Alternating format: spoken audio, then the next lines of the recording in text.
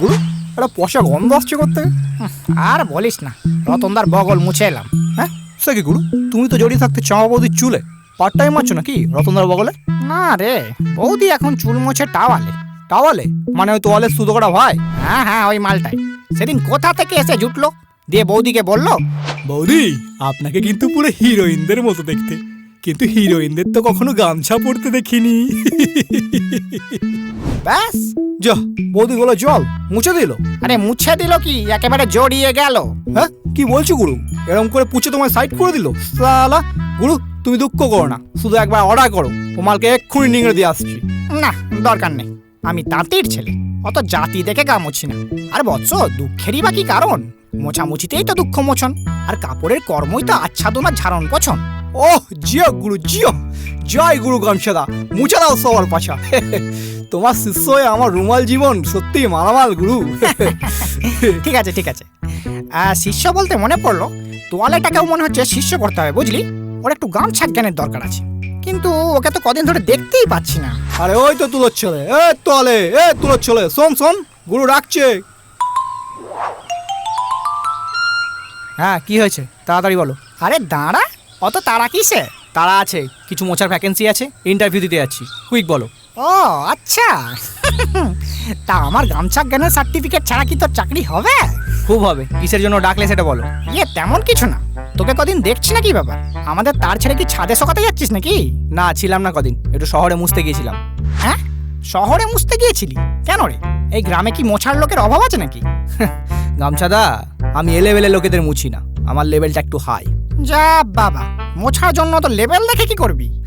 দেখতে হয় গামছাদা, নাহলে তোমার মতো ওই যাকে তাকে যেটা সেটা মুছে বেড়ালে সম্মান থাকে না। হ্যাঁ মানে কি বলতে চাইছিস তুই? গুরু ছেঁড়া নোংরা, গায়ে গন্ধ, চিটচিটে সুতো গলা, পাতলা ফিনফিনে, রঙটা ফ্যাকাশে নেতার মতো দেখতে বলে কি গুরু কোনো সম্মান নেই? রুমাল চুপ কর, ও অত কিছু বলেনি। না গুরু, ও মালটা ওগুলোই বলতে যাচ্ছে, তুমি শুধু একবার অর্ডার করো, ও মালটাকে এক্ষুনি নিংড়ে দিচ্ছি। 1.5 ফুটের রুমাল নিংড়াবি আমাকে? গুরুর কাছ থেকে বাতেলা মারাটাও শিখে গেছে। এই যে বাবু, আমারটা বাতেলা নয়, ওকে বলে গামছা জ্ঞান, যেটা শিখে দেশ বিদেশের কত কাপড়ের চাকরি হয়েছে তুই জানিস? দেশ বিদেশ? এই বাংলার আশেপাশের কয়েকটা জায়গা ছাড়া তোমাকে চেনেটাকে? ওরে, তোর গায়ে অত সুতোর পাক নেই যত বাংলার বাঁকে বাঁকে লোক পাবি। একটু মার্কেট ঘুরে দেখ, রিক্সাওয়ালা থেকে কেরানি, চাষি ভাই টু দোকানি, আর মা মাসি মামনি সকলে আমাদেরই ব্যবহার করে। হ্যাঁ, চার গামছা ছাড়া এদেশের লোকেদের দিন চলে না। রাইট। আর আমাদের সারা পৃথিবী চেনে, ভালো ভালো জায়গায় নামি দামি লোকেরা আমাদের দিয়ে মোছে। হ্যাঁ কে বলেছে তোকে নামি দামি লোকেরা গামছা দিয়ে মোছে না? এই গ্রামের প্রধান তো সারাদিন গামছা পরেই থাকে, গামছা পরেই খেতে বসে, গামছা পরেই থাকে, তো তার কি কোনো সম্মান নেই? কোথায় ফেরারি আর কোথায় ছ্যাকড়া গাড়ি! এই জন্য বলছি নেতাদা, সরি গামছাদা, একটু লেভেল দেখে মুছতে শেখাও।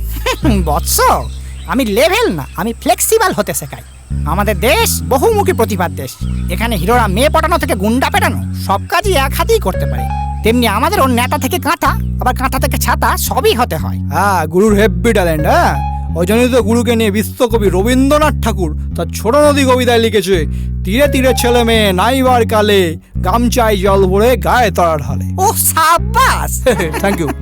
দেখেছিস আমার গামছা জ্ঞানের ফলে ওর কেমন আমূল পরিবর্তন হয়েছে? হ্যাঁ, রুমাল থেকে পুরো বাচাল হয়ে গেছে। আগে শুধু লোকের মুখ মুছতো, আর এখন লোকের ঘাড়ে কাঁধে মাথায় হাতে কোথায় না কোথায় উঠে যায়। এমনকি আমাদের পাশের বাড়ির পর্দা চাদরটাও তোমার কাছ থেকে কোর্স করার পর থেকে এখন লোকের হাত মোছায়। আরে শুধু চাদর পর্দা কেন, ধুতি গেঞ্জি লুঙ্গি জামা কাপড় ওড়না, মানে প্রায় সব ধরনের কাপড়কেই আমি গামছা জ্ঞান শেখাই। আর এখন তো কোর্সে 50% ডিসকাউন্টও চলছে, চাইলে তুইও শিখতে পারিস, তোকে আমি আরো 25% ডিসকাউন্ট দেবো। না, কোনো দরকার নেই, মোছার কাজটা তোমার থেকে আমি অনেক ভালো পারি। আর আমি হলাম হাম্মাম বংশের তোয়ালে। হ্যাঁ, হাম্মাম বোঝো তো, সেলিব্রিটিরা ইউজ করে, তো সেই বংশের তোয়ালে হয়ে তোমার মতো একটা পাতলা সুতির কাপড়ের কাছ থেকে আমাকে মোছা শিখতে হবে নাকি? হ্যাঁ, মোছা না শিখিস অন্তত শুকনোটা শিখে যা। তুই যা ধ্যাপসা মোটা, তোর জল শোকাতে শোকাতে এই গুরু 3-4 বার শুকিয়ে 3-4 বার মোছা হয়ে যায়। হ্যাঁ ওরে গামছার চামচা, আমি সেই 3-4 বারের কাজটাই একবারে করতে পারি, বারবার নিংড়ে নিংড়ে জল বার করতে হয় না। হ্যাঁ, সেদিনকার তোয়ালে বেশি কথা বলে ফেলে। বাবু, আমাদের অতক্ষণ ধরে সকালে হয় না, মজুরের মাথার বেড়ি হতে হয়, তারপরই হয়তো দড়ি হতে হয়। কোমরে আমাদের না জড়ালে ওরা আবার বল পায় না, চাষিটাও কম যায় না। ভাত বইতে থলি হতে হয়, মুড়িচি বাতে থালি হতে হয়, রোদ্দুরে মাথা ঢাকতে টুপি কিনতে চায় না। এত গন্ধ ছড়ায় না, ক্লান্ত দেহের ঘামের জলে চোখের জল বোঝা যায় না। সময়ও হয় না, কারণ চর্বিওয়ালা হাতও মুছতে হয়, আবার পান্তা ভাতের পাতও ঢাকতে হয়। সারাদিন এত কাজ যে ছিঁড়ে গেলেও টের পায় না। তাই বাবু, আমাদের অতক্ষণ ধরে সকালে হয় না। ও জিও গুরু জিও, কি নিংড়ে দিলে মারি, হ্যাঁ পুরো মনে হলো রবীন্দ্রনাথ গামছা পরে কবিতা বলছে। হ্যাঁ কি প্রশংসা ছিড়ি।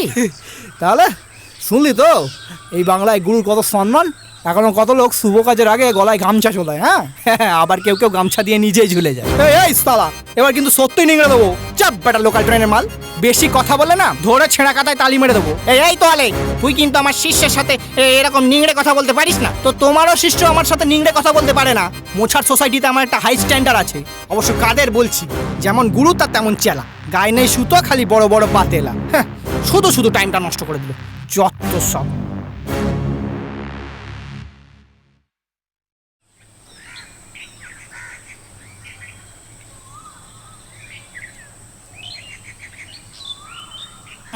এই রুমাল, আরে সামনে থেকে শর্ট শুকোচ্ছি, ছাওয়া পড়ছে।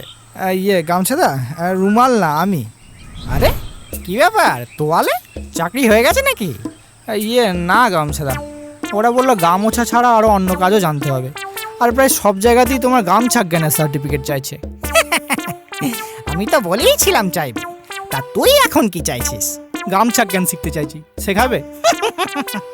নিশ্চয় নিশ্চয় শেখাবো, শুধু ফিসটা এবার ডবল হবে।